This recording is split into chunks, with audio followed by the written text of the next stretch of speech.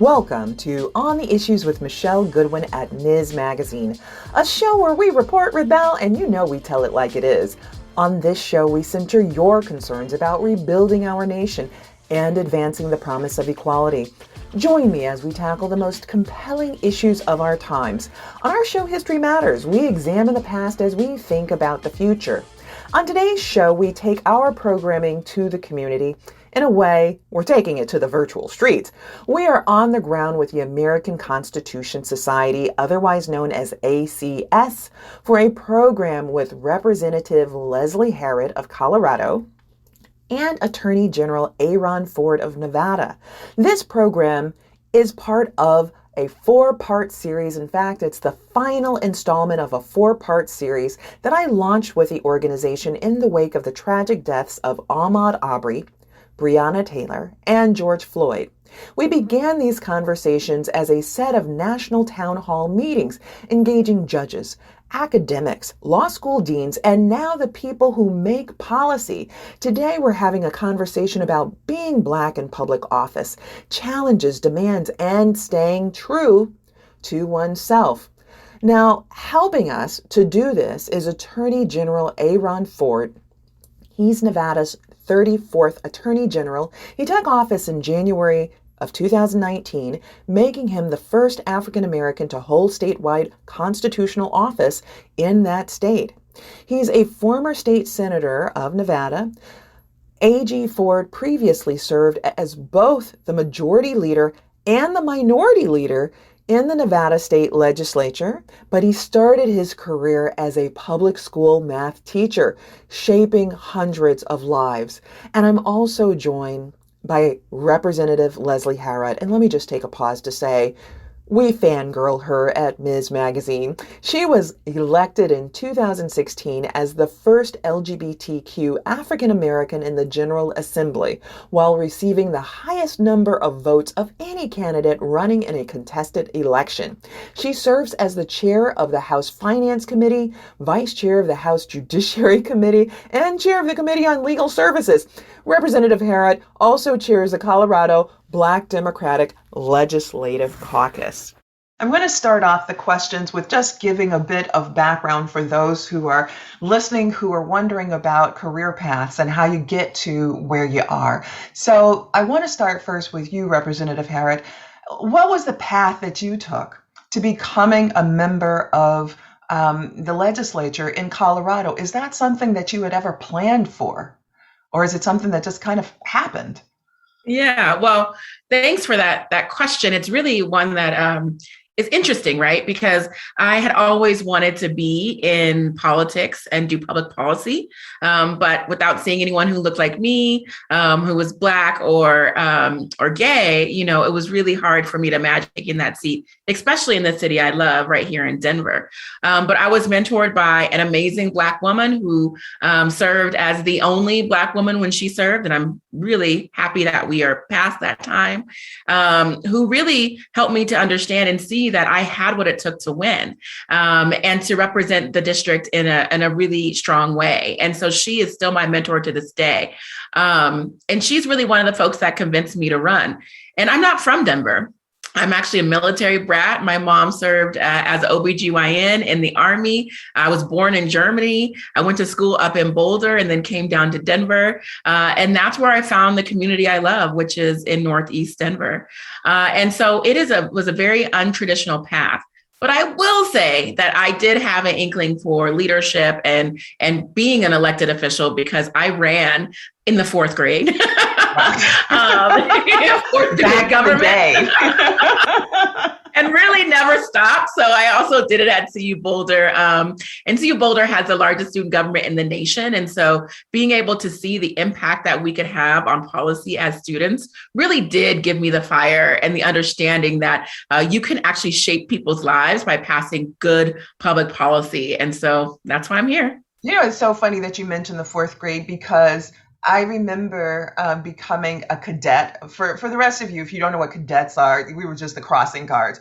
But that was the fourth grade, and I was the youngest person that was made a cadet. And I remember I wore so proudly that orange best thing that they gave us. And so, yes, it's sort of getting active and involved as a child actually really does matter. And I'm going to Absolutely. follow up with that. But A.G. Ford, what was your path, especially given that you were teaching first, and in math, it was K through 12. What was the age group that you were teaching math to, and what was that moment like for you, where you decided, okay, I need to put this to the side. I enjoy working with my students, but I have this other calling.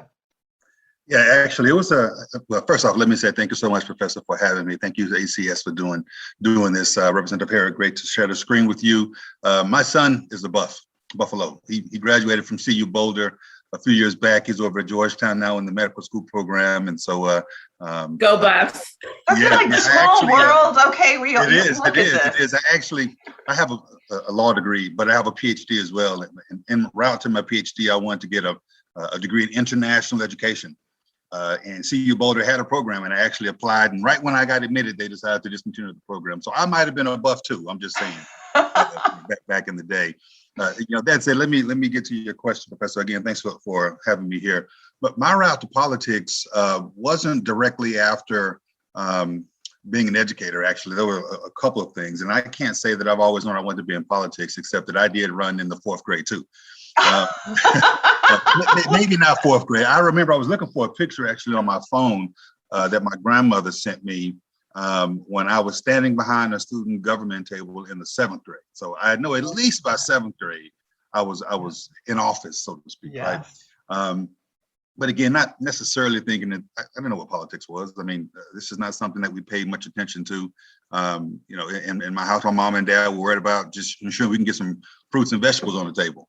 Right. But I started as a school teacher, teaching middle school and high school. I taught algebra 1, algebra 2, geometry.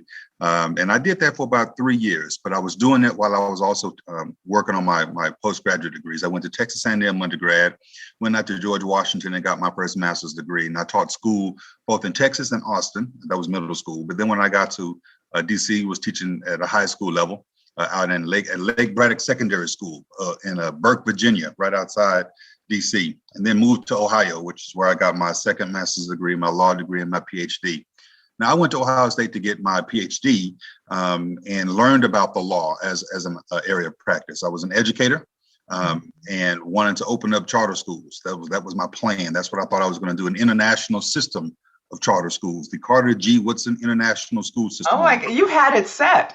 I had it laid out. There was going to be an international exchange program between schools in Latin America and inner city schools in the United States, because I speak Spanish fluently, and I've always enjoyed, intercultural exchange. But I got over there and I learned about an area of law called education law, where I could actually combine 2 areas of interest that I had, which was education and the law. And I graduated law school, clerked on the district court in Detroit, clerked on the Ninth Circuit out here in Vegas, and then went to work for a law firm practicing school law before ultimately moving into litigation for what ended up being about 20 years. My first foray into actual political office happened in 2010. And it was because my son and I had just moved back, my family and I had just moved back, and my oldest son, the one I was talking about, who went to Boulder, jokingly asked me why I moved him. If everything I did was for the benefit of the family, why did I move them back to Nevada, which was ranked dead last in education? Wow. Wow. The kids will drop those little pearls on you. Absolutely. And make you have to say, huh, right? So he was joking, and I said, ha ha ha, but that ain't funny. It's a good question. And so let me see what I can do about it. And being an educator, I decided that instead of being on the outside, I wanted to get inside and try to help fix the educational system. I ran the first time in 2010 and got smashed. Now, Michelle, I think one of the questions that you're going to ask, or maybe you reference, is what does it take to get there? And I think it takes resilience, because I got beat real bad. I got beat like 62-28 or something like that. Really got demolished in my first race. How'd you feel about that? It took its toll, frankly. I mean, I remember, because I go to church, and I was in church almost every Sunday, and toward the latter part of the election cycle, I was going to different churches, introducing myself, trying to get folks out to vote, right? Mm-hmm. I remember one Sunday after the election I had lost, I was sitting in church, And the pastor asked for all the visitors to please stand. And I looked around and people were standing. I was like, that used to be me standing at the churches as a visitor, introducing. It really took a toll on me, where I was like, it took about 6 months, honestly, for me to. Well, not every parent responds as you did. Like, a kid says, well, how about this? Not every parent says, okay, and let me put my hat in an election where there hadn't been much diversity beforehand in terms of the legislature. Yeah. So I decided that I wanted to try to help. So I got in 2010, lost, ran again in 2012 and won. And Michele, as you've indicated, ultimately rose through the levels of minority leader, then majority leader, and ran for this office of Attorney General 3 years ago. And look at where you are now. So Representative Herod, you had a different path. You were just a burning path to office. Very different, but both are really important to know. I mean, when you first started out, were there times in which there were defeats and where you had to figure out, let me figure out this system because this just doesn't seem to be working? Because otherwise one might say, you are really so extraordinary, and you are. Like, does she ever lose at anything? Is there ever anything that is hard? And let me just take a moment to say, before our time here together on this program, and before your being on my Ms. Magazine podcast on the issues, I came across you in a video where you were breaking it down about tampons to your fellow members of the assembly. And I think you may have even been holding up one or a sanitary pad, and you're just like, let me tell you about what this is. And that seemed revolutionary. I mean, that was as revolutionary as Me Too is, like just standing there and saying, let me break this all down for you. So along the way, were there times that were hard? Absolutely. And there were definitely defeats and losses. And what I'll say is, first, when I first graduated college, I was actually working at Mac and 24 Hour Fitness. And so I worked throughout college while being in student government. And I graduated in a recession. And I did not have a job in my field of political science and ethnic studies, couldn't get an internship or a fellowship to save my life. So one day I just literally walked down to the Capitol with my resume and said, I'm Leslie Herod, I can start tomorrow. And so I started as an unpaid intern in the building. Surprisingly, they said yes. And later I found they thought I was someone else. But you know what? Take the opportunities when you can get them.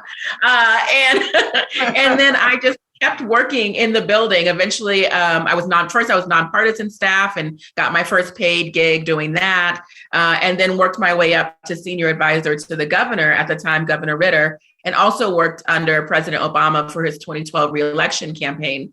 And so when I was elected in 2016, I did have a really good knowledge of what I was getting into. I knew the state capitol, I knew how to pass policy, but I knew it was also not going to be without defeat. And so, let me shelve that and just say, when I ran, we ran in a caucus process in Colorado. And so I was running against an attorney, a white attorney who had much more wealth than I do, and much more folks who wanted to give money to him that were wealthy as well. And so we raised a lot of money. It was head-to-head, heated competition. And one thing that I thought I had to hide about myself in order to win was the fact that my sister was incarcerated. Mm-hmm. And so I didn't really talk about it until I realized that the fact that I wasn't talking about it probably made her feel like I was ashamed of her, and I never was. In fact, her experience is what led me to do the work that I do for criminal justice reform. And part of that experience, even with the tampon work that you were doing, because of what women who were incarcerated had to go through, and sometimes even doing sexual favors for guards just in order to get sanitary napkins and tampons. Absolutely. And, the mass incarceration, right? And how much money she was making while she was working on working inside a prison, and why she was there in the first place, which was substance misuse that was untreated, and, felony offenses for zero tolerance policies. And so, all that led to my work. And quite frankly, I tell her now that she has helped change the lives of so many people in Colorado just because of who she was. And so as I ran, I actually lost my caucus. So it was two of us. and I came in second, so I lost. And at that point, I still made the ballot, but I lost. But at that point, I called up my staff and said, we are going to run as real and as authentic as we possibly can, because if I'm going to lose, I'm at least going to create and have a conversation about what needs to change for our communities to actually thrive. And I did that. And then, of course, I won, as you said, with the highest vote count in Colorado history, and have been able to actually not only talk about that in the election, but then change policy while elected. But some bills took 3 years. Some bills have taken, longer than that. Some bills have never gotten introduced. And so it does come with ebbs and flows. But if you just keep fighting, you can make real change. And right now, since the community is so behind real change and real reform, now is really the opportunity to do it. So I want to get to your day-to-day lives. What's the real work that you do so that folks understand that? But you all have opened up a door, and I'm going to actually walk through that door, because you've talked about family, and we are talking about elevating Black lives. And there was a January 6th insurrection. There have been the marches through Charlottesville. We have seen a reckoning taking place across the United States with regard to race.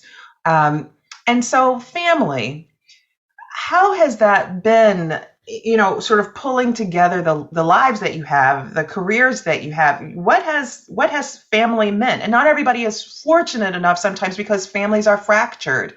But I do want to just at least put a question out there about how important has it been in terms of lessons that you had along the way? Because you both mentioned, as kids, being invested and involved in what was happening around you. So who inspired that? How did that happen? Was that just you? You woke up one day, or was there something else that you saw, or some lessons that you were getting? And so, A.G. Ford, I'll turn to you and then turn back to you, Rep. Herod.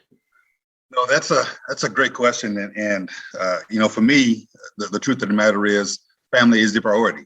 Like I said, what initially prompted me to run was a question from my son. You've mentioned January 6th, you've mentioned Charlottesville. We've talked about the impetus of this being the deaths of Breonna Taylor and George Floyd. I'm a Black man married to a Black woman, raising 3 Black sons and a Black nephew. And you talk about Breonna Taylor and George Floyd, you talk about insurrections, you talk about attacks on people who look like us. It strikes a chord, and it strikes a very real chord. So it's at the front of my mind. Rep. Herod talked about running a real and authentic campaign. That's how I roll. The truth of the matter is I am Aaron Ford, no one else. I don't try to be anybody else, because that's already taken. I'm Aaron Ford, and the way that I speak, the way that I operate, what motivates me, I'm unafraid and unabashed when it comes to dealing with it. If you look at my Twitter feed, for example, my introduction says Aaron Ford, husband, father, and candidate for, because that's the order of priority in my life. I'm the husband, I'm the father, and then everything else is secondary, tertiary, whatever the case may be. And so when confronted with challenges or debates, that I just keep in mind that I'm here for a particular reason, with a particular voice, and that if I don't speak up on an issue, then it's a waste. I'm possibly disallowing an actual component of or piece of the puzzle to go missing. And I'll give you one example about how important my family is, because it was in response to, I'm certain Leslie can associate with this, to a lobbyist coming to me one time with his client, sitting to me when I was majority leader. I was at the head of my table, they were next to me, and my assistant leader was at the end of the table. And this was a controversial topic we were talking about. I was supporting a bill that they didn't like. And the lobbyist said to me, you remember what happened to former so-and-so and so-and-so, a former representative? And I said, yeah. He says, yeah, remember he lost when he took that particular industry on. I said, yeah. And it was a veiled threat telling me that if I take this on, I might lose. And I said to him, I looked him dead in his face and I said, listen, I'm up here with you right now, but I have a husband, I have a wife and children at home that I love. And if the worst you're going to do is send me home to them, you're doing me a favor. I love that. I proceeded to pass that bill, and that bill is helping millions of people in the state of Nevada right now. because my primary focus is on what's best for the Nevada family, recognizing that this job is temporary, whether it's 1 term or 2, I'm termed out in 2 terms. I might lose after 1. So I'm gonna do the best I can for the most people I can for the short amount of period that I have, because family is just that important.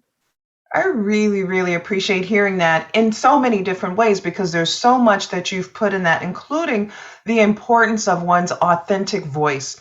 Because coming into these spaces of education, of higher education, can impose certain kinds of pressures to become different than what you are, to distance yourself from your family, from your communities. Rep. Harrod, what would be your response to that? Absolutely. I mean, and I completely understand what Erin's coming from. We live in states where our positions are term limited, and I think that comes with its advantages and disadvantages. But one of them is that I know I'm done in 8 years, maybe 6, maybe 4, but I know that that's the fact. And so I'm not here to hold a seat. I'm here to get the job done for my community. And thinking about the sacrifice of my family, as I said, my mom joined the Army. She joined the Army because it was the only way she could get to college. My brother is in the Navy and went through that same route to go to school and become an anesthesiologist. But my mom really taught me that, one, our country matters. It matters so much that it's worth sacrificing for. And these positions truly are sacrifices. And so I always give a head nod to Erin and folks like Erin who are partners and raising their families and all of that, because it is extremely difficult. The job is demanding, and I don't want to sugarcoat that. And I'm single, I have no kids, and I feel like sometimes that makes it easier to be able to spend as much time and dedicate the time to the job. But it's challenging. And so, my family I'm blessed to have a family that's supportive. Like I said, I'm blessed to have my sister who's been in her circumstance, my brother who also failed out of college at a junior college in Southern Colorado, only to find that he was just, basically talked down to all of his life, and no one realized that he was extremely good at science and is now an anesthesiologist, So just being able to learn from all of our experiences has really helped to craft the policies that I have today.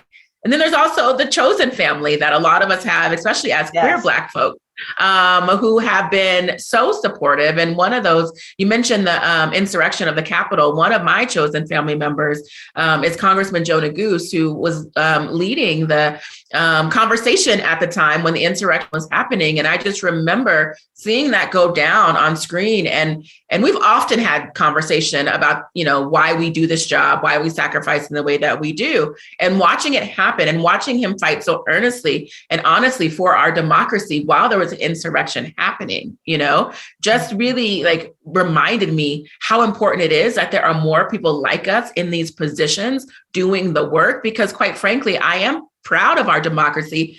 It needs some work, right? And so we need to be there to fix it, to fight for it, and to make sure that it actually lifts up and supports folks who look like me and you. And so, the question about family is one that I think as electeds, we all have to really have a conversation about, should we run? What is the toll it takes on our families?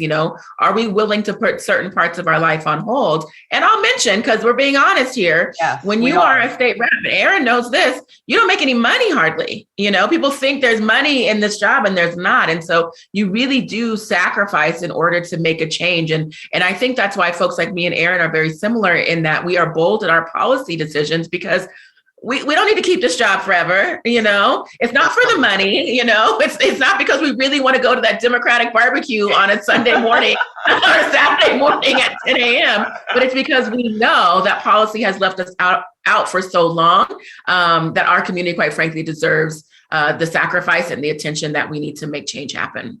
Well, on that note, because you are doing the incredible work, and we can think about this over time, just what's been left behind. So just in terms of level setting, really, really quickly, slavery ends up being abolished by the 13th Amendment, but there's the punishment clause. And Colorado was one of the first state to do a referendum within the last 5 years, or maybe now it's 5-6 years, to remove slavery and involuntary servitude from its state's constitution. After that, Utah, and also Utah did it just very recently, which is terrific, and other states are thinking about that. But that legacy from slavery to Jim Crow as being very complicated, with hundreds and hundreds of laws all across the country that were unjust laws, some of them struck down by the 1964 Civil Rights Act and then that great 1965 Voting Rights Act. But we know all around the country with what's happening in terms of voter suppression and other things that this is time of urgency. So this is a lead up question, Reverend, to the work that you've been doing and some of this legislation. So can you give us some of your greatest hits? Because I am just amazed by what you have been able to get through the Colorado legislature. Let's just be clear. It's been amazing. So give us some of your playlist. People like Barack Obama's playlist, but you have a playlist that I think is actually far better. What's some of what's on your playlist? Thank you. Oh, that's a tough question to kind of prioritize them in that way. But I will say that there were bills that I did not think were going to pass. That I was surprised because that did pass, because I kind of went across the aisle and said, I know we share this value. I know you understand this is problematic. Like, can we work together on this bill? And surprisingly, some folks said yes. Of course, drug defelonization was one of those bills that I realized we can make a real impact by changing policy, and what people say cannot be done can be done. And so we defelonized simple possession of drugs throughout Colorado in the first year that we attempted to do that. And it had bipartisan support. I actually ran the bill with a former law enforcement officer out of a very conservative county, El Paso County in Colorado Springs, because he said it was a waste of his time to continue to, arrest folks for possession who needed help, not get them help, put them in prison, and then have them back on the streets 6 to 18 months later. And so that was a huge win for me. And again, kind of centered my sister. You talked about tampons, of course, requiring tampons for all state and local detention facilities was also one that we passed. And that came from my sister's experience, but also from visiting women's prisons. But more recently, I am extremely proud to lead Colorado in the effort for real, true police accountability. You mentioned the death of George Floyd and Breonna Taylor. In Colorado, we also have a very familiar name in Elijah McClain.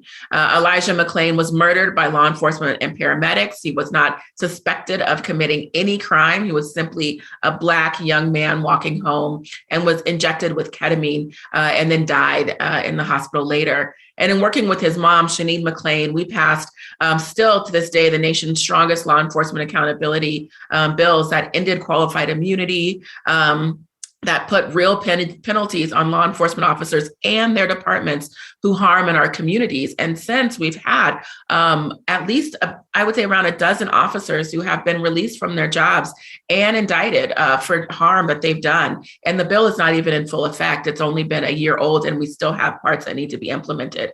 Amazing. And so I'm really proud of that work, because it was really led by the community and the unfortunate pain of our community. But as an elected official, was able to do something about it. And I'm just going to name two more things real quick. And I know sometimes politicians go ahead, go on. You know what? No, some flowers. I'm tossing flowers at you for doing that, because with both, AG Ford and with you, you've talked about being authentic and putting your full selves out there. Like, look, this is what it is. And a lot of people don't do that. And they think, well, you are friendly, right? But they think, well, I must be friendly and I'll wait. And of course, it never comes. But in your authentic self, you've put that forward and you've achieved successes. So yeah, name those additional two. So the other one, of course, you mentioned is the Crown Act. And that is interesting because I ran this bill not knowing that there was also work to kind of build a national coalition, because a lot of times when national coalitions come together around Black issues, they don't include Colorado at all, because folks don't think Black people live in Colorado. And that is absolutely not the case. And so, but I saw a young cheerleader and who went to school in my district, who was told that if she couldn't get her ponytail straight and looking like her peers, that she couldn't compete. And I was a cheerleader, and I remember that feeling. It was very real. And I remember I was a cheerleader and a swimmer. So I remember always struggling with my hair, right? And I reached out and, told her I understood what she was going through, and commended her for her bravery, because her and her mom really did push back. And then it kind of clicked in me like, wait a minute, I could actually do something about this. I could actually change the law. I don't understand, as a non-attorney, I don't understand why hair discrimination is not considered race discrimination, but I know that that's the fact, right? And so we need to be explicit in breaking down the fact that it is discrimination, and working with the LGBTQ community and adding gender and sexual orientation non-discrimination in our policies. I knew it could be done. And so I actually called the first committee hearing of the Black Caucus and invited members from the Black community to come and talk about hair discrimination. And to my surprise, hundreds of folks showed up and talked about their experiences, including judges, including attorneys, including, reporters and media personalities, but also including a lot of kids, and Black, Brown, and Indigenous and Asian folks showed up as well. And so it became this issue that really was a community issue. And we got that bill passed. And it was literally the last bill the governor signed before we went into COVID. And so, and it's in effect now, and people are using it, because still to this day, principals and teachers and coaches are saying you have to change your hairstyle, especially if you have dreadlocks, especially if you have, an afro or protective styles, twists. And that's illegal now in Colorado, and there are remedies, and I'm really proud for that. And then the work that I'm really focusing on right now is one that, I think because we have passed so many of those policies that, quite frankly, were not necessarily all my ideas, but ones that we've talked about for a long time, impacting our community, like mass incarceration. It's really about now building intergenerational wealth.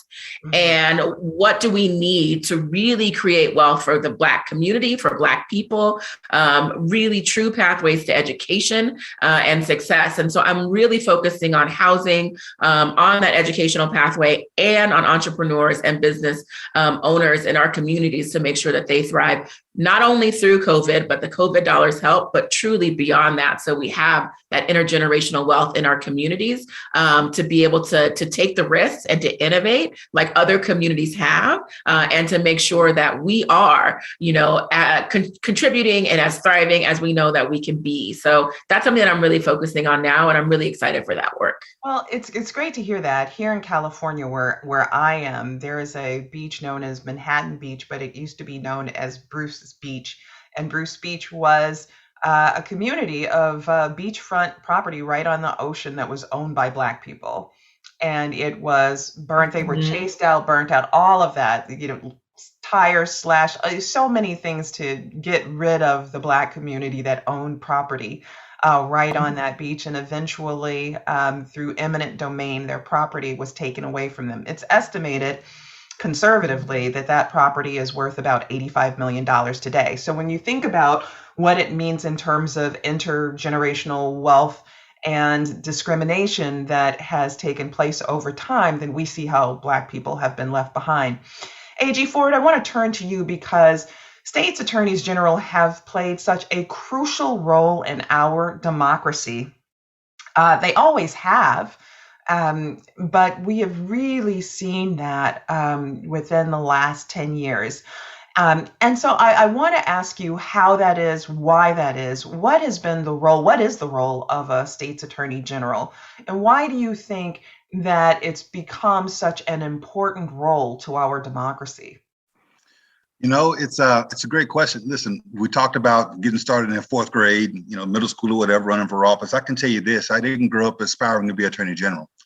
I didn't grow up saying, I want to be attorney general when I grow up. I had no clue what attorney general did, and frankly, wouldn't have considered this position until, unless someone hadn't presented it to me as an option to even think about.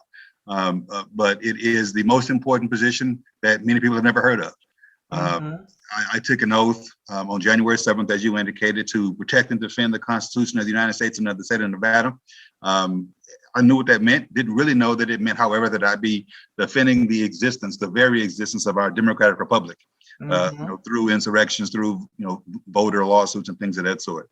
I knew that it would give me an opportunity, however, to utilize this position in a way to I'm going to borrow Leslie's words, to represent all people, all Nevadans. And that's an important phrase, because so frequently people in this position, as you've indicated, Michele, get there and they think they have to fly away from controversial topics. I've arrived here. I need to not rock the boat. I want to keep this position. I better not take on those controversial topics. And that's never been my philosophy. As Attorney General, we have the ability to effectuate real positive change in attacking issues from our perch. We have the law that we can utilize in so many different ways.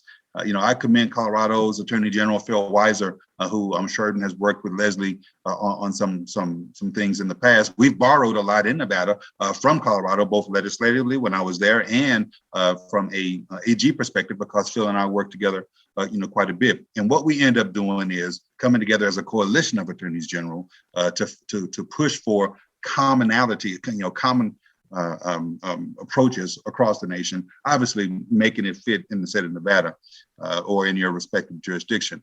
But I think the key component is being willing to utilize the position.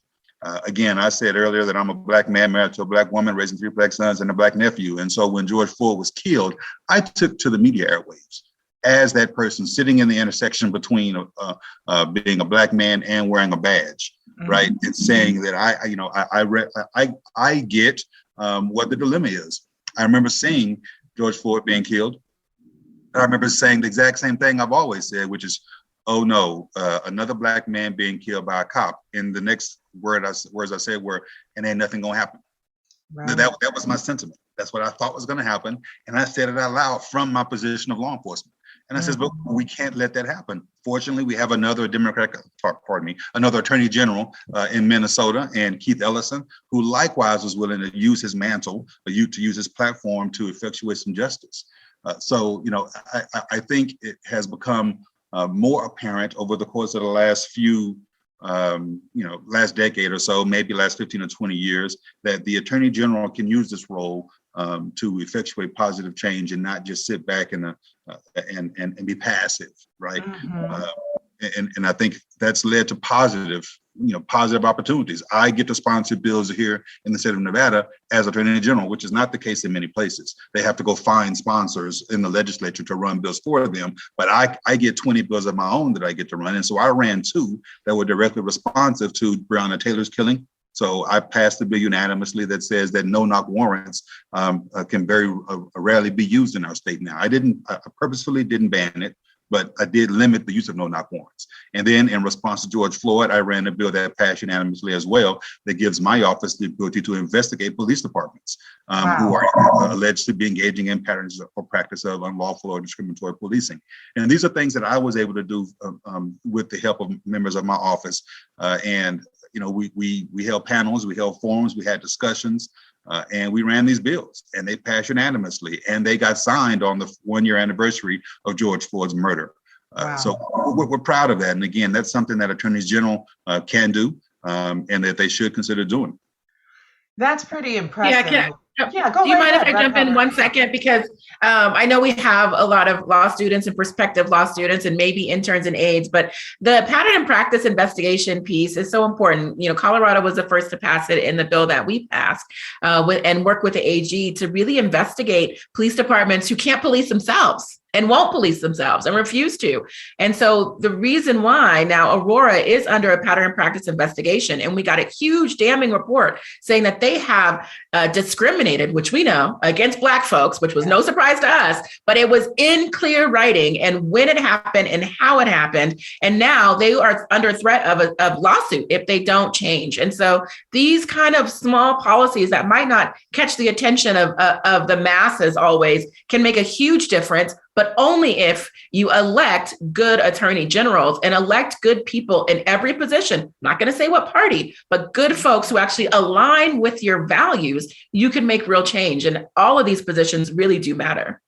Well, in building on that, I want us to turn to questions about our democracy in the last quarter of our program. And this has just been such a great program. You both are just fabulous. Yes, exactly. I wish we were together in person. I'm looking for an opportunity for that. But our democracy, many have said that our democracy is in a crisis right now. What's your sense or concerns about our democracy whether state or national. And I'll start with you, Rep. Harrod. Yeah, we are in a crisis within our democracy, and I believe that there are a few voices who are very loud, who intend to divide us, and intend to, I think, weaken our movements, especially the movement for Black lives and acknowledgement of Black people and our contributions to society, but also progressive policies in general and democracy. I mean, the goal is to keep the status quo or to go back to a time when we know wasn't great for Black folks. It wasn't great for many folks except for the wealthy ruling class white men, to be honest with you. And that's just not acceptable, but it's working, right? And so these like kind of subversive tactics, especially utilized through social media, are either keeping people out of political conversations altogether, where, 2016, we had this really big growth of folks who are participating in politics and public policy, or discrediting those leaders who are making those changes through lies, right? Through just making up things and throwing it out and seeing what could stick. Mm-hmm. And quite frankly, that has created huge cracks, or I guess illustrated huge cracks within our democracy that could lead to an insurrection at the Capitol, where the Confederate flag was flown in the U.S. Capitol, where that's never happened before in our country's history. And so it is really time, and it's critical that people really do dig in and engage and talk about what our American values are and should be, and what that looks like represented through our democracy, because it is at stake right now. And we have this great American experiment. That's what we are. And it's important that we continue to make changes that strengthen our democracy, but don't weaken the voice of the people, especially the people who have been marginalized consistently over time. Thank you very much for that. A.G. Ford, same question to you about concerns about our democracy right now. Well, a couple of thoughts. Mm-hmm. Yes, I likewise am concerned about said democracy, but I'm not. I remain optimistic, however, and it's going to sound naive, but the reason why I remain optimistic is because we have, in fact, experienced times over the course of our history where, we've had to overcome instances of horrifying instances like this, right? The civil rights movement was my mom's generation, right? It was my mom's generation. It was my grandparents were right before that. And so I'm confident that as long as we stay in this fight, we can continue to move the ball forward. But I'm also not ignorant to the facts of true history. And that's a whole another issue, right? In the legislature, I'm sure Les is dealing with these questions about the proper role of education in teaching true history. And I know true history, right? I mean, I know true history. I can go back to, I've used the phrase, talking about voting, I've used the phrase of open and notorious. It is a real estate phrase. It's a legal phrase they use in real estate law, but I borrow it to talk about voting rights, because in my estimation, our government, our country has always been open and notorious in a way that it's deprived Black Americans of or undermine their right to vote. And not just to vote, but to even exist, coexist peacefully in this country. It wasn't, it was the Supreme Court in 1856 that said that Blacks were, and I quote, so far inferior that they had no rights, which the white man was even bound to respect. Mm-hmm. Dred Scott. It was that same dreadful, pun intended, dreadful decision, because it was the Dred Scott case. It was that same dreadful decision where the court also said, and I'll quote again, that Blacks were altogether unfit to associate with the white race in either social or political relations. Right. So, I mean, that's true history. That's black and white. That's in our history books. That's in our legal books. That's what was said. Right. And then through our educational systems, we've always known. I'm a former educator. You're an educator, Professor. It's always been used to indoctrinate. Education has always been used to indoctrinate. It's to inculcate in folks things we want them to know, and it's to extricate from them things we don't want them to know. I'll give you an example, right? Here's the truth. If you want to minimize the role that race played in the Civil War, you say that it was states' rights that was the cause of the Civil War and not slavery, right? And that's what I was taught down in Texas, right? Mm-hmm. And it's a matter of how we are able to phrase history in a way to tell the truth about things. And I'll be quiet after this. I don't care how much someone tries to minimize the original sin of our country. Here's what I know. I know that William Berry, who is my fourth great grandfather, I know the oral history of my family. I know he was sitting on a slave plantation in Arkansas, in Fordyce, Arkansas, getting ready to be sold. He was on the auction block, and he refused, spoke up for his humanity, and said, "I will not be separated from my wife and my children." This is what the oral history of my family tells me. So they didn't sell him. They killed him right there on the auction block.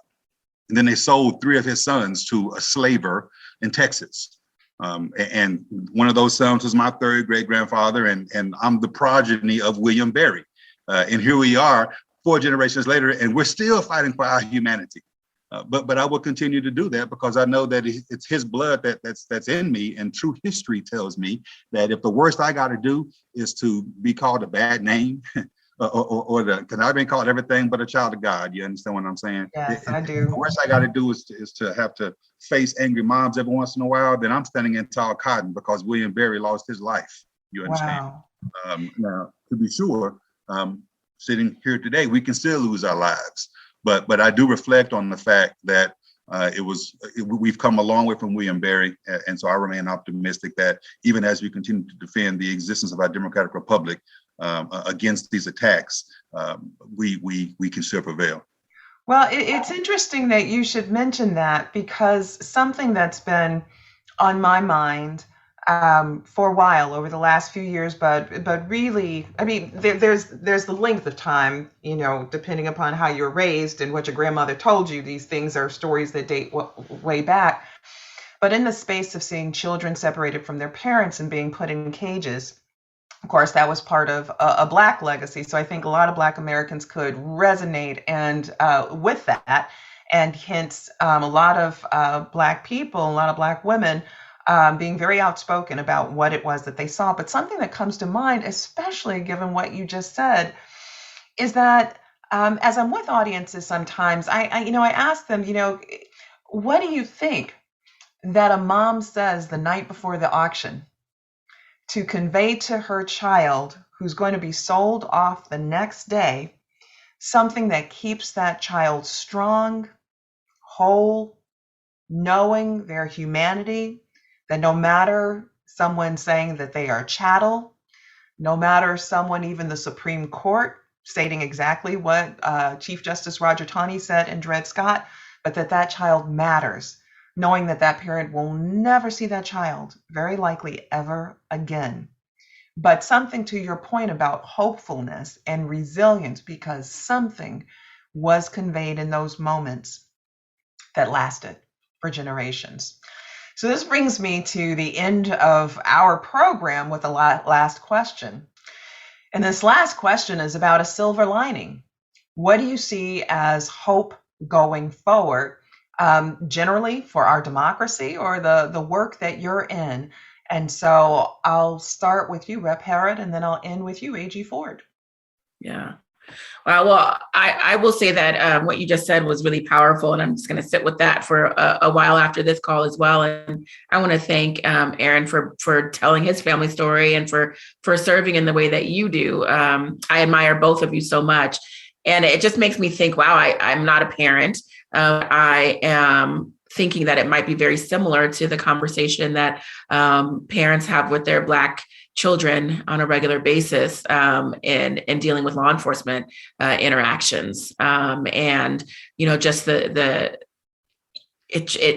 weight that we still have in our communities because of, the moments of dehumanization that we experience to this day, and so when I think about positivity and hope and what is to come, we are making those changes. We stand on the shoulders of giants who have done this work, who have fought for our rights, and who said that they will not stop, including, of course, Congressman John Lewis and so many others. And so I am hopeful, and I find hope in the fact that there are so many of us now in these elected positions, supporting elected officials, activists, and so many others who are saying we are going to make change. We are not going to take discrimination anymore. And the change that we make, while it might be a sacrifice, it will be lasting.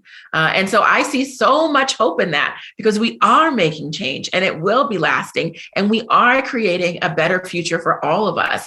And that's exciting. Even though we're in times where it's hard to be excited and hopeful and optimistic about things, I know that we're going to look back on this time and say, we made a real impact for people's lives. And in the future, our kids, the next generation, their lives will be better because of the sacrifices that we all are making. So thank you so much for having me. It's just been a really great conversation, and I appreciate it. Thank you. I appreciate you so much. I admire you so much. Thank you for being with us at ACS today. And A.G. Ford, silver linings, what's the hope going forward? Yeah. Listen, I'm gonna try to get this in because I view it as a continuum of progress, right? I didn't have to go back to the fourth generation, my fourth great grandfather, to talk about why I'm optimistic, right? When I was inaugurated on February 2nd, 2013, as a state senator, my father-in-law, who was in his late 70s then, was so happy. He was happy not only because I was inaugurated, but because he noticed that as we walked throughout the building, they called me sir, doctor, senator, opened up my doors. They were very respectful of me. And he said to me, I'm so happy because they called me boy till I was 40. That's what my father-in-law told me. And I get chills as I think about it, right? And this is my father-in-law, right? Yes. They called me boy till I was 40. And he saw some progress just in that short amount of time now to where he sees I'm getting doors open for me and they're calling me sir and doctor, right?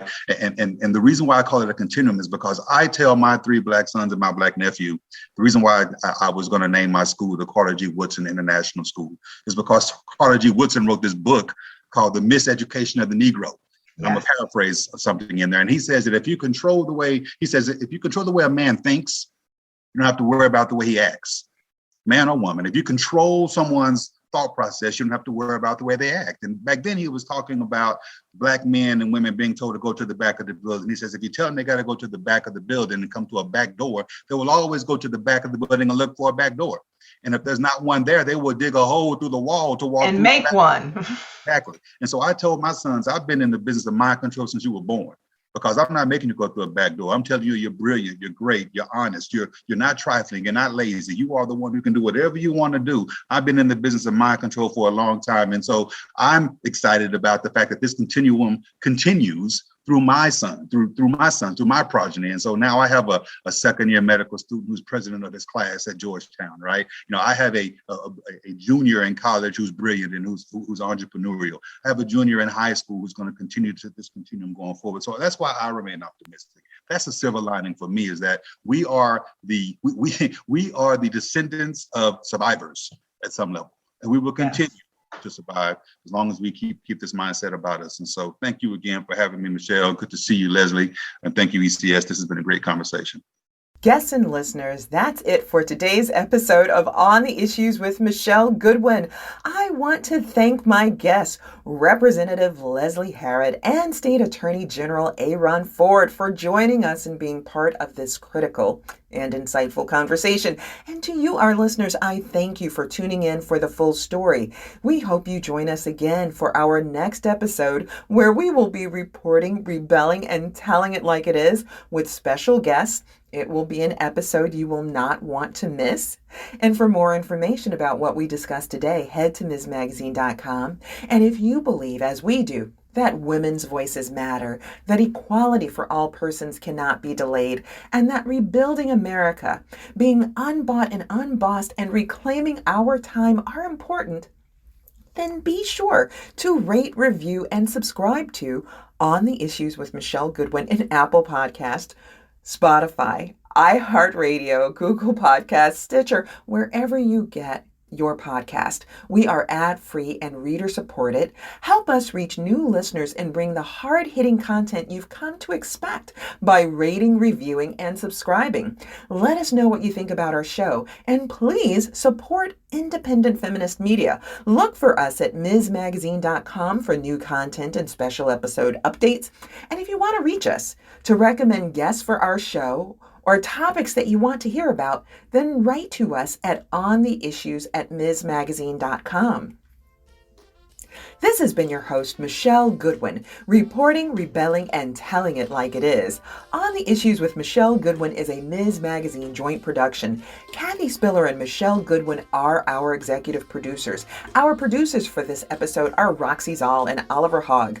Our creative vision behind our work includes art and design by Brandy Phipps, editing by Will Alvarez and Kyle Good, social media by Lillian LaSalle, and music by Chris J. Lee. And of course, Stephanie Wilner provides brilliant executive assistance.